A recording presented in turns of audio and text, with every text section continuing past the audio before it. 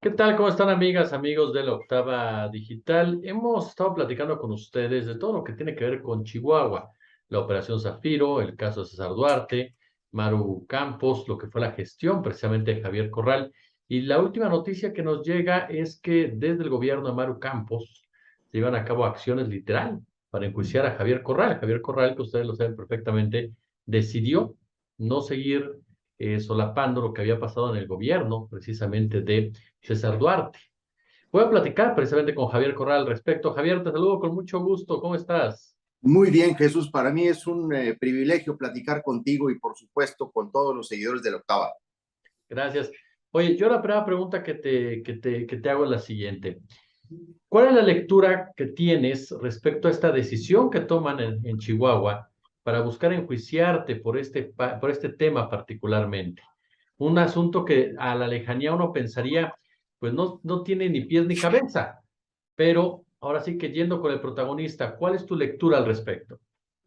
Mira, yo creo que forma parte de la campaña de golpeteo, de desprestigio de mi persona, de mi gobierno, y ahora con mucha claridad un intento de inhabilitación política, porque a donde conduce un juicio político, sobre todo de quien ya no es funcionario público, yo dejé de ser gobernador de Chihuahua hace casi un año, tiene que ver con cancelar la posibilidad de ejercer algún cargo público por determinado tiempo. La legislación de Chihuahua, Jesús, contempla un supuesto en el que el Congreso puede inhabilitar políticamente a una persona de 1 a 20 años. Y por eso he señalado que este juicio es, es una carta a la medida de la gobernadora María Eugenia Campos, por el que se pretende primero aplicar retroactivamente una ley que fue confeccionada para llevar a cabo una venganza política mediante una clara violación de mis derechos humanos a través de un acto de abuso de poder, pero como represalia por el combate a la corrupción que dimos en mi gobierno, en donde destapamos muchos asuntos, entre ellos precisamente el caso de la propia gobernadora Maru Campos, conocido como la nómina secreta de César Duarte, porque ella fue cómplice beneficiaria de la corrupción de César Duarte. Y para continuar con ese golpeteo, es que han recurrido a esta vía, a esta instancia, en donde pretende sacudirse o más bien separarse de la responsabilidad directa de enjuiciarme. Se lo pide al grupo parlamentario del PAN en el Congreso del Estado y al PRI, porque son aliados acá en Chihuahua. Bueno, de hecho, María Eugenia Campos cogobierna con César Duarte el Estado de Chihuahua. Entonces yo así lo veo, lo interpreto pues como parte de este mismo empeño por desacreditarme a como de lugar, de continuar el linchamiento en medios. Acá hay un gran control de medios de comunicación en el Estado, porque pues tú muy bien lo has dicho, no tiene pies ni cabeza, o sea, es una demanda de juicio político que no tiene sustento. eh, Incluso las presuntas acusaciones tienden a ser nuestros principales timbres de orgullo en el gobierno de Chihuahua, el plan de austeridad que propuse al inicio del gobierno. Oye, Javier, hemos escuchado y leído incluso la postura, por ejemplo, de Gustavo Madero, que abiertamente dice es una aberración lo que está pasando. Y mi pregunta también es esa, ¿qué pasa en el PAN de Chihuahua?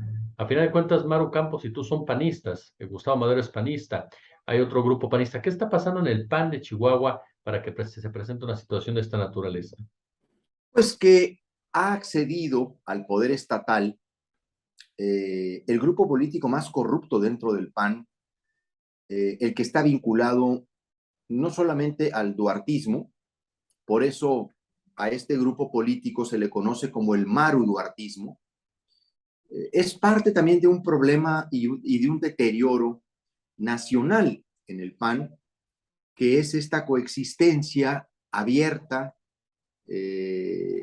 con la corrupción, que incluso pues ha llevado al PAN nacional a hacer ese masacote con el PRI, a terminar incluso actuando de ballet de Marco Cortés, del presidente nacional del PRI, y mira qué presidente nacional del PRI existe.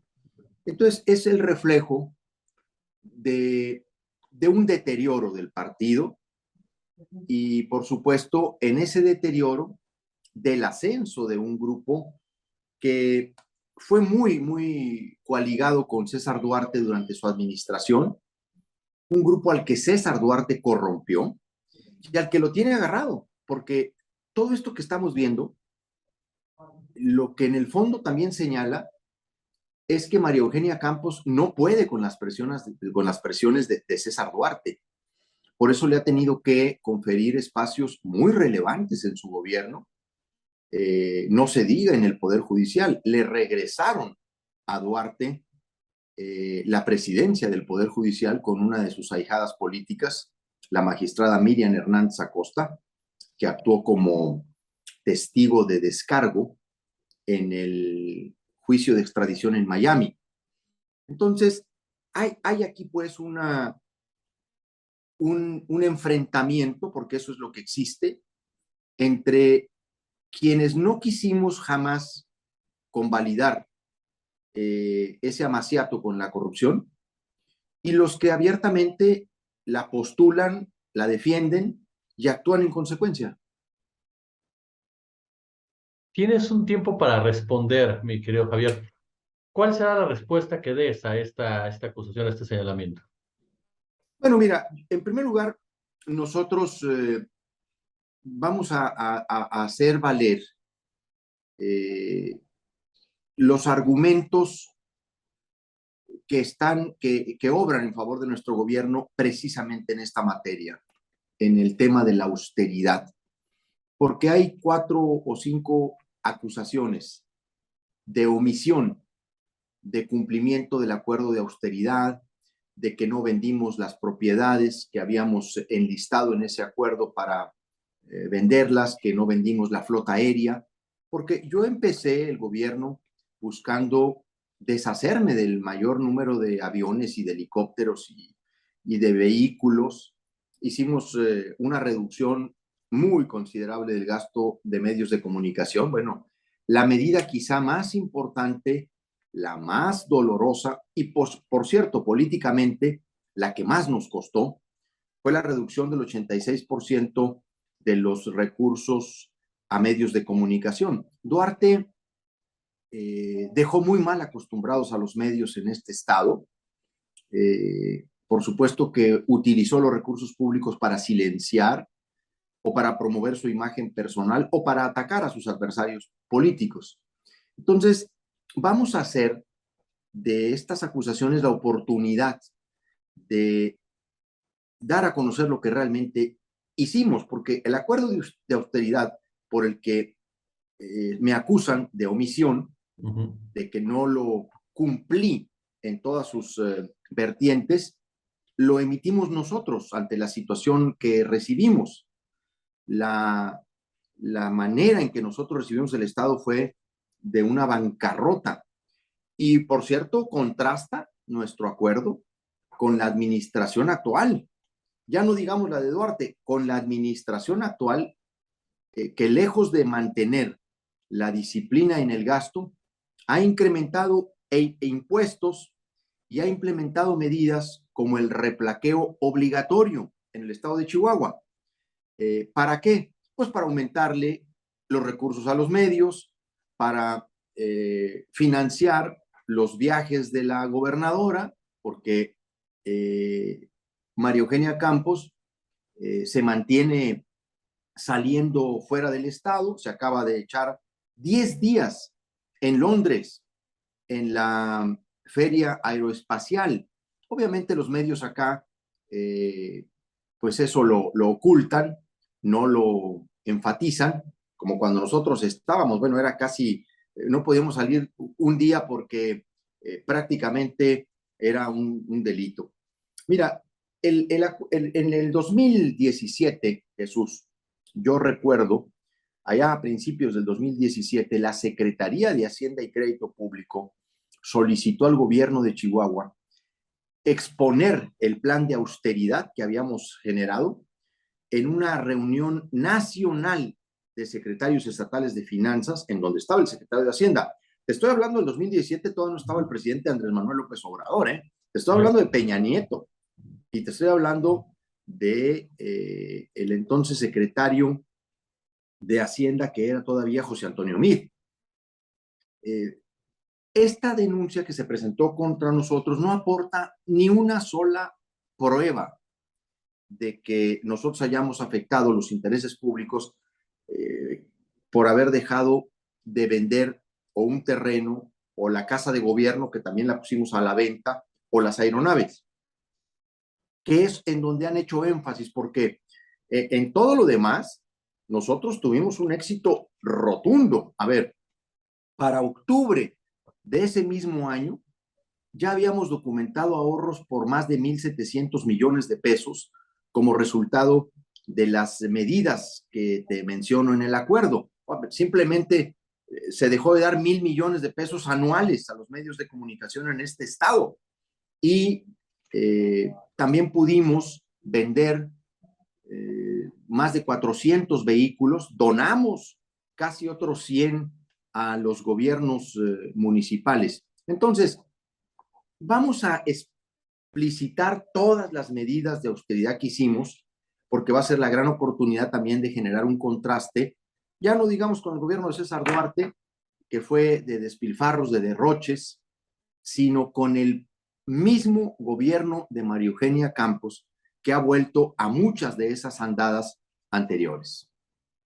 Finalmente, me quiero, Javier, ahorita que mencionabas precisamente el caso Duarte, el caso de María Eugenia Campos, y ahora el tema de Enrique Peña Nieto, que la propia Fiscalía comienza ya las carpetas de investigación. ¿Sabremos a fondo qué fue la Operación Zafiro? Me refiero, ¿se castigará la Operación Zafiro? ¿Tú qué lectura le das a lo que está pasando en la actualidad? Bueno, revisé con mucho cuidado el anuncio de la Fiscalía General de la República. Hasta donde sé, el delito electoral que ahí se señala tiene que ver con Odebrecht y otros delitos relacionados con el mismo tema. Hay un asunto tanto o cuanto más importante en monto y en responsabilidad, que es la Operación Zafiro. Y de ese se esperaría que también hubiera una actuación, porque ese es un asunto que toca no solamente al expresidente de la República, obviamente cae Peña Nieto, pues cae Videgaray y Beltrones y toda esa élite política que actuó con Peña Nieto para desviar miles de millones de pesos del erario a campañas políticas del PRI. Nosotros documentamos la operación Zafiro en Chihuahua y pudimos confirmar que ese modus operandi se había generado en otras entidades. Vamos a ver hasta dónde llega el caso Peña. Primero esperemos que este anuncio pues no esté enmarcado en una coyuntura político-electoral o que solo sirva para una coyuntura político-electoral, que realmente haya la intención de ir a enjuiciar a un expresidente de México. No podría decir que sería el primero, porque Luis Echeverría Álvarez de alguna manera lo fue, pero en materia de otro delito, que pueda suceder, Jesús, en materia de corrupción política, realmente es muy importante que sucediera. Y si esto pasa, pues va a haber muchos involucrados en el asunto.